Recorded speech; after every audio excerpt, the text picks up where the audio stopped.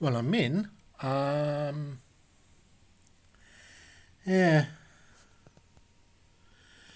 tiny problem. I was hoping to find some bulged caps. Um, Short inspection, they look fine. Well, that's annoying.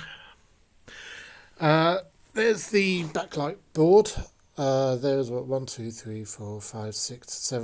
9 cathode tubes there, and I will probably end up replacing that entire board with a board for LEDs. But I'll have to do some checks to see what the power is on this.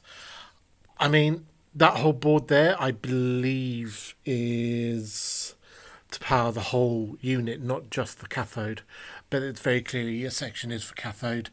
I'm going to have a little look into that and see what the power levels are. I'm not going to do that today. That's for future. I wanted to have a good look inside it to get a good idea.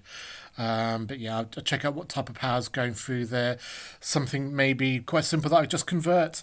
It's clearly just like a 5 power, 5 ground, and maybe 2 logic level. Maybe they're diff pair, maybe they're serial. I'm not entirely sure. It may just be PWM controlled for all the backlighting. I'll have to see what that is, reverse engineer that, and then create and design a board for the backlight. But that doesn't solve the other problem I have with this board.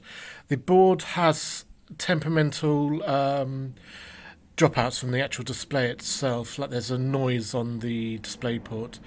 Like I said, I was hoping it was a cap. Maybe it still is a cap and I just haven't found it yet. But yeah, I was hoping for something a bit obvious. We'll see how that goes, and that'll be a future thing. Anyway, thank you. Bye.